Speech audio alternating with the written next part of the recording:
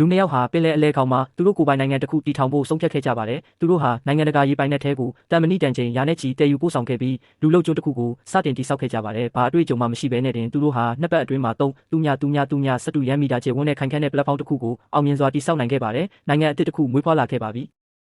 ဒါပေမဲ့မြေကွက်လက်တစ်ခုတည်းနဲ့တင်မလုံလောက်တာကြောင့်သူတို့ဟာသမုဒ္ဒရာကျမ်းပြင်ကနေရေချိုကိုပါထုတ်ယူခဲ့ကြပါတယ်။အခုဆိုရင်ဒီတန်မဏိအဆောက်အုံဟာလွတ်လပ်တဲ့နိုင်ငံတစ်ခုဖြစ်တယ်ဆိုတဲ့သူတို့ရဲ့တောင်းဆိုချက်ကပိုလို့တောင်ခိုင်မာလာခဲ့ပါပြီ။ကမ်းခြေစောင့်တပ်ဖွဲ့ဟာလာရောက်စုံစမ်းစစ်ဆေးခဲ့ပေမဲ့ဒါဟာနိုင်ငံတကာရေပိုင်နက်ထဲမှာရှိနေတာကြောင့်သူတို့ဘာမှမလုပ်နိုင်ခဲ့ပါဘူး။အဲ့ဒီနောက်မှာတော့ပထမဆုံးအဓိကမုန်တိုင်းကြီးကြားရောက်ခဲ့ပါတယ်။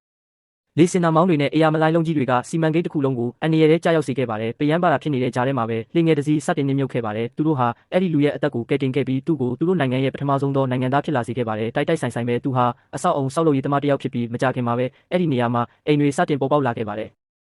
အတန်ကြာတဲ့အခါမှာတော့သူ့ရဲ့အလုပ်ကနေမတရားထုတ်ပယ်ခံခဲ့ရတဲ့ခီးသွွားလုပ်ငန်းအတိုင်းပင်ခံတယောက်ရောက်ရှိလာခဲ့ပါတယ်။သူကဒီနိုင်ငံကို Rose ကျွန်းသမ္မတနိုင်ငံ Republic of Roseland လို့အမည်ပေးခဲ့ပြီးနိုင်ငံတော်အလံကိုလွှတ်ထူခဲ့ပါတယ်။တပတ်မပြည့်ခင်မှာတင်အဲ့ဒီနိုင်ငံဟာသူတို့ရဲ့ကနဦးယင်းနှိမ့်မြုပ်နှံမှုထက်တစ်ဆယ်ဆပိုများတဲ့ဝင်ငွေကိုရှာဖွေနိုင်ခဲ့ပါတယ်။ဒါပေမဲ့အဲ့ဒီအောင်မြင်မှုကအစိုးရရဲ့အာရုံစိုက်မှုကိုခံခဲ့ရပါတယ်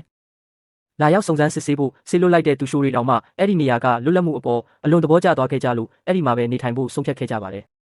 ထောင်ပေါင်းများစွာသောလူတွေကနိုင်ငံသားဖြစ်ခွင့်အတွက်စတင်လျှောက်ထားလာကြတဲ့အခါမှာတော့အစိုးရဟာစိုးရိမ်ပူပန်လာခဲ့ပါတယ်။စစ်တင်မောတွေကဒီနိုင်ငံငယ်လေးကိုဝိုင်းရံထားခဲ့ပါတယ်။သူတို့ကိုငွေကြေးတွေဟာဝိုင်အီကမြေကွက်တွေနဲ့တခြားသောအပေးအယူများစွာကန့်လန့်ခဲ့ကြပေမဲ့သူတို့ကအားလုံးကိုညှင်းပယ်ခဲ့ကြပါတယ်။ဘာဖြစ်လို့လဲဆိုတော့ဒီနိုင်ငံဟာငွေကြေးအတွက်တိစောက်ခဲ့တာမဟုတ်လို့ပါပဲ။ဒါဟာလွတ်လပ်မှုအတွက်တိစောက်ခဲ့တာဖြစ်ပါတယ်။